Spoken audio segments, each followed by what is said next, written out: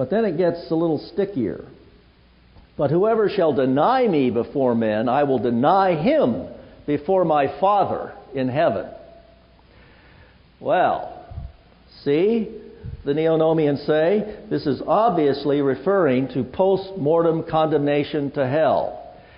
Here's the believer who's going to stand before the great white throne judgment, and he's going to be denied entrance.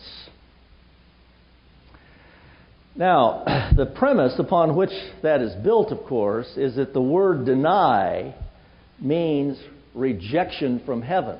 Is it possible that it could mean something else? In the parallel passage in Mark, for example, Mark doesn't use the word deny, he uses the word ashamed.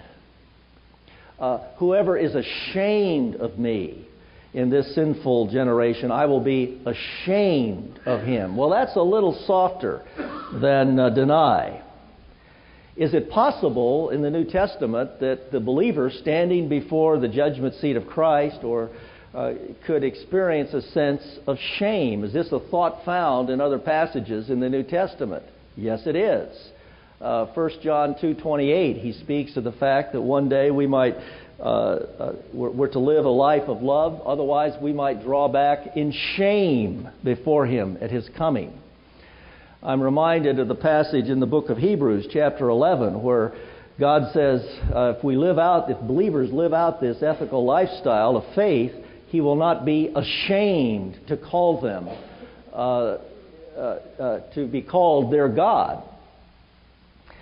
And how about 1 Corinthians 9, where Paul says that he is pressing on, it's an athletic metaphor, straining every nerve so that he won't be disqualified, a dokimos, which is disqualified in the athletic contest.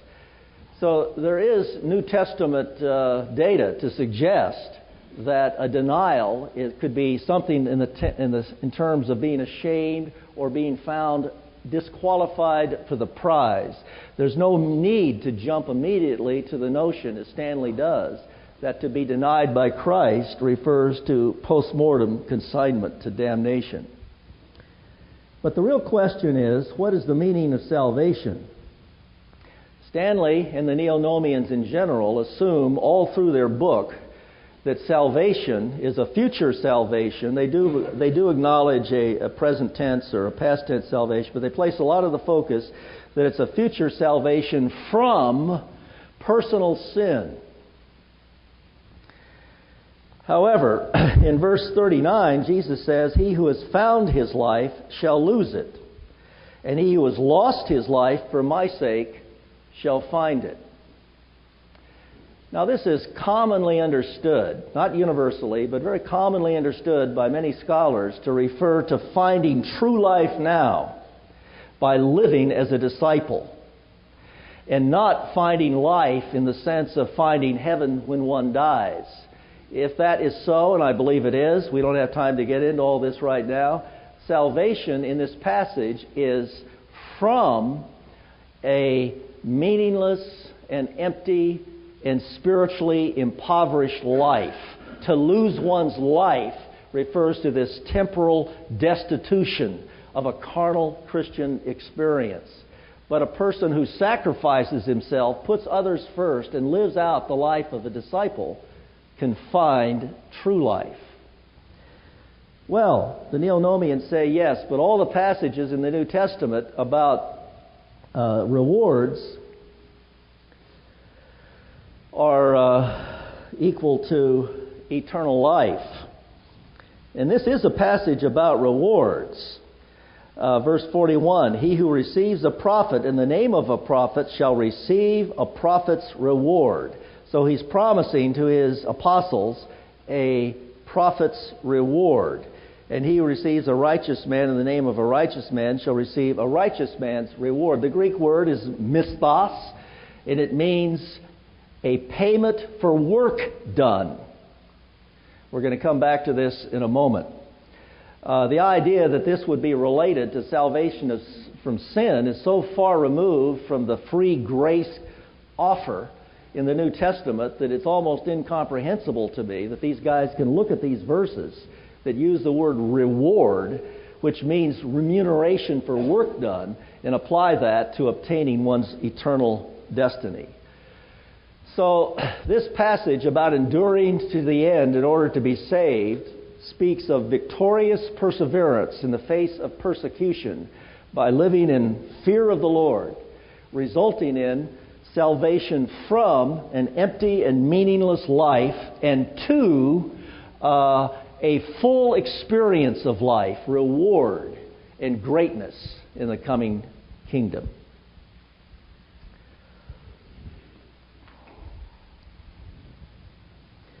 Well, what about the works of the believer being meritorious? Oh, one thing. Let me just. Let's think about what Stanley says for a moment. This is addressed to his apostles, regenerate, born again men. And on Stanley's thesis, these men that he spent 4 years with, whom he loves, he's invested his life in, and who he says are of great value, he's sending them out into persecution, and he's saying, if you men fail, I'm going to send you to hell. Now, can anyone seriously believe that this is the thrust of this passage? And yet that's what the Neonomians tell us. They don't put it as crassly as I just did, but that's the inference of their viewpoint. Well, what about these works? Since salvation, according to the Neonomians, future salvation is based on works, they spend a lot of time attempting to prove that no merit is involved. Because if merit was involved, then they know they would be in trouble with the biblical doctrine of salvation apart from the merit of human works.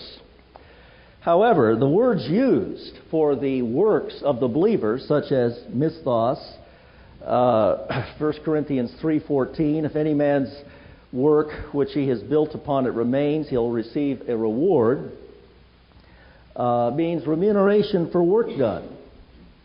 Or antipodesis in Colossians 3:24, that which is given to someone in exchange for what has been done, is what that means.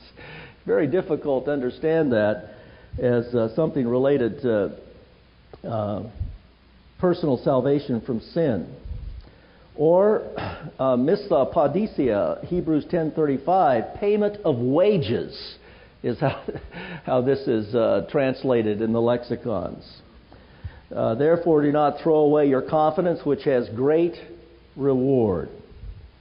Or komidzo, that's our word in the judgment seat of Christ passage. For we must all appear before the judgment seat of Christ, so that each one may be recompensed. And the word means to get back something that is one's own or is owed to one. Now, how a person can describe the works of the Christian man in these terms and relate them to some kind of entry into heaven and say it's non-meritorious is beyond me. But they also camp on the fact that these works are produced 100% by God. And since they're all God's works, the believer is supposedly excused from salvation by works because it's God's works in the believer. Yet in the New Testament we see a cooperation with God in the production of works. God's role is to enable, to motivate, to command. Work out your own salvation with fear and trembling. And but it is God's work within us to enable us, to motivate us, to inspire us, to strengthen us to do it. But also these works are not perfect. Yet God requires perfection. And if God was doing this 100% of God, then the works would be perfect and we would in fact qualify. Problem is, none of us have perfect. So how does Stanley handle this? He says, well, one of the problems that people from our viewpoint have is that they make the conditions of discipleship, his word is overly arduous. So what he does is he waters down the standard because he realizes that perfection is required, so perfection can't be required. So what you water down is the standard.